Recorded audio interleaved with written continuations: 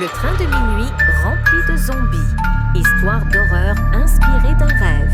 Le train Intercité 4527 avait quitté la gare de Lyon à 22h15, glissant dans la nuit comme un serpent de fer. À l'intérieur, les voyageurs s'installaient pour les 5 heures de trajet vers Paris. Des hommes d'affaires fatigués, des étudiants, une famille avec 2 enfants et quelques solitaires cherchant le sommeil contre la vitre froide. Tout semblait normal, jusqu'à ce que le contrôleur remarque une agitation au wagon de queue. Une femme courait dans l'allée, les yeux écarquillés, le visage déformé par la peur. « Il mord les gens !» cria-t-elle avant de disparaître dans la foule paniquée. Lorsque le contrôleur ouvrit la porte du dernier compartiment, il resta figé. Un homme à moitié effondré, les yeux injectés de sang, se jetait sur son voisin en grognant. Ses dents s'enfoncèrent dans la chair avec un bruit écœurant. Le hurlement du passager déchira le silence du train. La panique se propagea plus vite que le feu. Des voyageurs tentaient de remonter les wagons, renversant bagages et plateaux repas. Mais à chaque morsure, une nouvelle créature se levait, chancelante, puis avançait avec une force brutale et incontrôlable. Dans la confusion, un petit groupe se réfugia dans la voiture-restaurant. Léa, une étudiante en droit qui serrait son sac comme un bouclier. Karim, un militaire en permission, les mains tremblantes, mais le regard décidé. Madame Roche, une vieille dame au visage ridé, mais aux yeux vifs. Et enfin Marc, le conducteur, qui avait quitté la cabine en comprenant que quelque chose d'inimaginable se passait derrière lui. Ils bloquèrent les portes avec des chaises et des tables, haletants. De l'autre côté, les coups sourds des zombies résonnaient comme un tambour de guerre.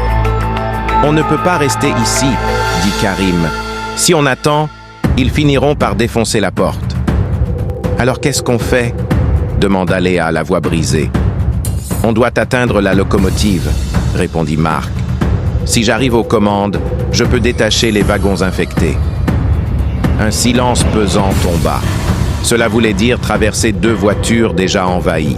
Chaque mètre serait une lutte pour la survie.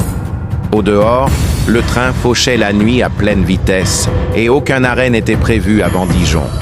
Mais à l'intérieur, l'horreur avait déjà transformé le voyage en piège mortel.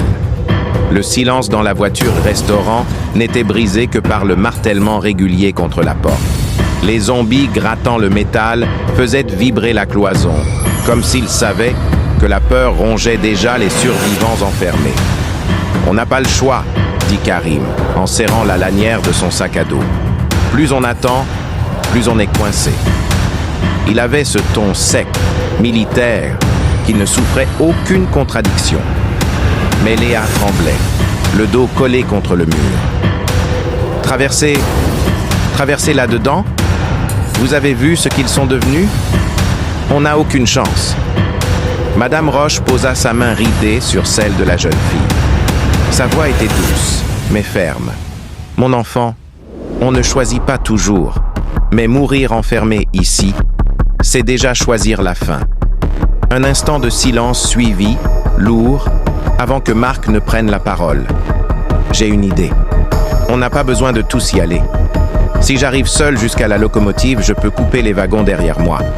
Vous serez sauvés. » Karim secoua la tête.